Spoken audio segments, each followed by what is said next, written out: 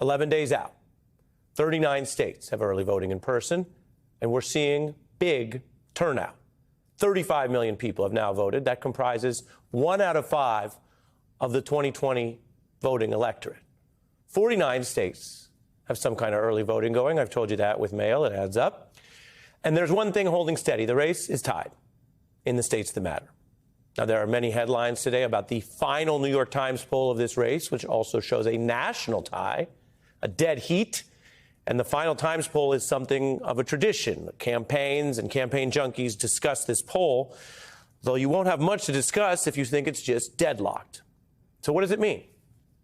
Well, it's a close race, as we've reported for some time. This is not the kind of gap where these polls will give you a lot that's useful. Sometimes polls basically show such big gaps that they reflect something. Take this time period in the Reagan re-election, just as an example. We checked today. He was about 20 points ahead in several polls at this time in '84. It was the kind of lead that reflected a landslide. He then won by 49 states. That's kind of the opposite of the case right now, where I'm telling you, or reminding you if you already know, a battery of polls shows such a close race that any swing within the margin of error could hand a victory to either candidate. So polls with big gaps tell you something, but tied polls tell you very little. If Dems see a tie and panic and Republicans see a tie and declare an early victory, that probably tells you more about their mood or their emotional tendencies than the actual numbers.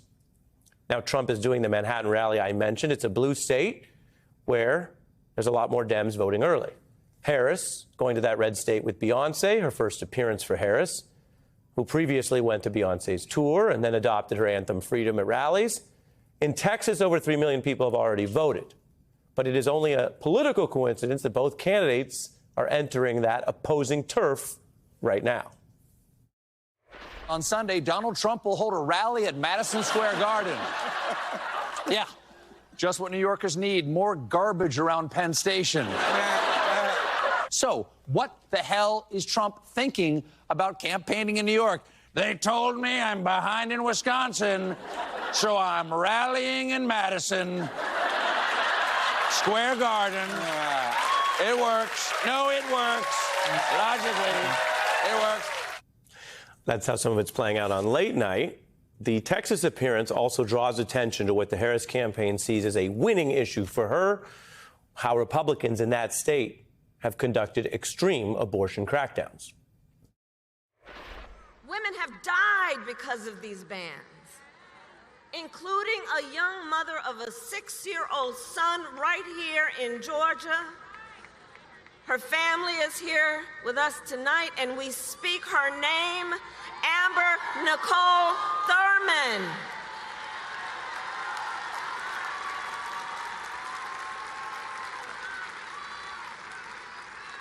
And you all have heard me say, look, I do believe Donald Trump to be an unserious man. And the consequences of him ever being president again are brutally serious. Harris hammering an issue that for many voters is top of mind: abortion, women's rights, and what comes next. Now, Obama was at that rally, and he invoked his own credibility as a commander-in-chief to discuss the bombshell news rocking the Trump campaign. The other day, General John Kelly, Donald Trump's former chief of staff, said that Trump told him he wanted his generals to be like Hitler's generals. But certainly the former president is in the far right area. He's certainly an authoritarian, admires people who are dictators. He has said that. So he certainly falls into the general definition of fascist, for sure. In politics, a good rule of thumb is don't say you want to do anything like Hitler. Now, I happen to know John Kelly and Mark Miller. They served under me when I was commander-in-chief. These are serious people. I'm trying to imagine a chairman of the Joint Chiefs telling you that a former president is a fascist and a danger to this country is just inconceivable. Well, and then He proved it. The reason they're speaking up is because they have seen that in Donald Trump's mind, the military does not exist to serve the Constitution. He thinks the military exists to do his bidding, to serve his interests. President Obama on offense there on those important issues last night. And remember, Trump has owned all kinds of controversial claims on immigration or being a dictator on day one. His campaign sees the Hitler story as too damaging to admit. Donald Trump and his aides are denying it, basically arguing Kelly is just some sort of disgruntled liar. And I will tell you, there are times in campaigns or news where a story has two sources or sides just debating it out. It can be kind of contested, like a jump ball. This is not that kind of story. We have overwhelming public evidence that Trump did make these outrageous Hitler dictatorial statements. We have his own plans and vows to abuse government power if he gets it. And we have witnesses that back up Kelly. 13 more, in fact, signing an open letter, backing up the general, joining the warnings. These are not random critics. These are not even just Republicans. These are people Trump picked who served and worked with Kelly. They stand on a record. They are not known for randomly lying or accusing people of fascism. The warnings come as Trump makes his own vows about what he would do out of the authoritarian playbook. We know he was caught trying to overthrow the last election. And October is a time when more people tend to follow politics and news. We actually have data on that. So what might sound familiar to news viewers, maybe even to you, is now being discussed and covered as a potentially new or with more detail for those people. That's how it's supposed to work. That's why, probably, I can tell you, reasonably, Trump and his folks are denying this rather than admitting it because they're worried people are going to find out about it. And Hitler ain't a good closing argument in any American campaign, even on the right. And this comes against the backdrop of a wider double standard, you may have noticed, when it comes to Trump and Harris. Reading from the Washington Post, I can tell you, political and media elites seem to bake into this campaign Trump's allowed to talk and act like a complete lunatic, Eugene Robinson writes, while Harris has to be perfect in every way. Or take Obama veteran Van Jones, who this week said it's a double standard where Trump gets to be lawless and Harris has to be flawless. Now, a very popular radio host, you've probably heard of this campaign cycle, Charlemagne, who just interviewed Harris, he's actually raised a similar point with evidence, and it's making the rounds this week, and it matters. And he's arguing the double standard goes well beyond just conservative outlets like Fox.